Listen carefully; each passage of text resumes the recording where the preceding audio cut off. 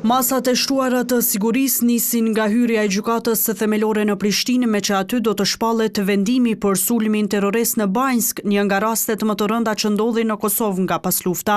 Gjykata ka shpallur fajtor Blagoje Spasojević, Vladimir Tollić e Dušan Maksimović. Dy të parët i ka dënuar me dënim kapital, kurse të tretin me 30 vjet burgim. Të akuzuarin Blagoje Spasojević e gjykon me dënim me burgim të përjatshëm. Në dënimin e shëftuar me burgim, i llogaritet koha e kaluar në masën e paraburgimit. Të akuzuarin Vladimir Tollić e gjykon me dënim me burgim të përjatshëm. Në dënimin e shëftuar me burgim, i llogaritet koha e kaluar në masën e paraburgimit.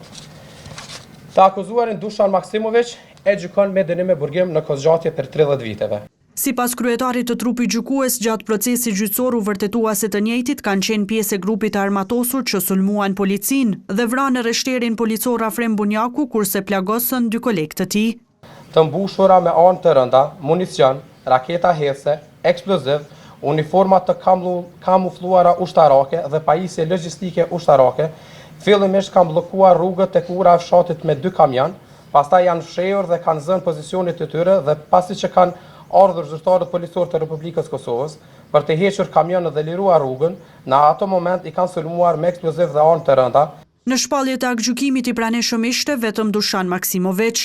Vendimin e ka mirëpritur prokurori special Naim Abazi, i cili foli edhe për 42 të akuzuarit e tjerë që ende nuk janë kapur nga drejtësia.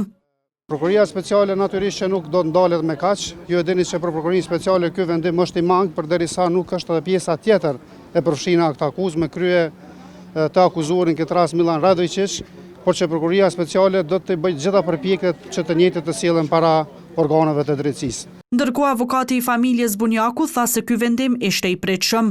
Derisa para drejtësisë nuk dalin kokat apo organizatorët e këtij sulmi terrorist, kjo është gjysmë drejtësi. Natyrisht, unë jam i kënaqur me vendimin e gjykatës, po jam edhe më i kënaqur që të akuzuarve ja u kemi mundsu si sistem gjitha drejtat procedurale dhe në fund tash e kanë marrë dënimin çfarë familja Afrim Bunjakut edhe ka parashiku. Sipas aktakuzës së ngritur nga Prokuroria Speciale, synimi i sulmuesve ishte që ta ndanin veriun nga Kosova dhe ta bashkangjitnin atë me Serbinë.